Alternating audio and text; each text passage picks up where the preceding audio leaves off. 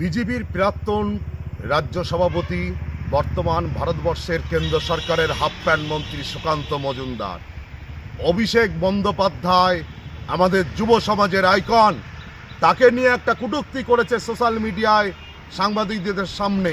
কি কটূক্তি? অভিষেক বন্দ্যোপাধ্যায়কে বলছে ও যদি মমতা বন্দ্যোপাধ্যায়ের ভাইপো না হতো আমাদের বিজেপি দলের বুথ সভাপতি হতে পারত না।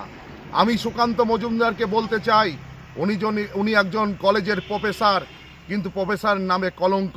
যে মমতা বন্দ্যোপাধ্যায়কে কিছুদিন আগে গানের ভঙ্গিতে বাংলার মানবিক মুখ্যমন্ত্রীকে কটূক্তি করেছে, তাকে বলতে চাই, বর্তমান ভারতবর্ষের দিকে তাকালে ভারতবর্ষের আপনার সরকার কিন্তু একভাবে ক্ষমতায় আসেনি।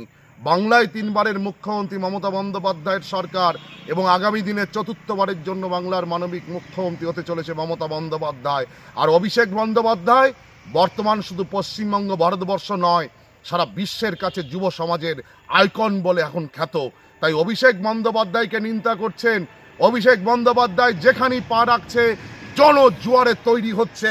এখানে বুঝিয়ে দিচ্ছে আগামী বিধানসভা নির্বাচনে পশ্চিমবঙ্গ থেকে ধুয়ে মুছে সাফ হয়ে যাবে বিজেপি, যারা ধর্মের বিভেদ সৃষ্টি করে রাজনীতি করে। এ বিজেপি আর না।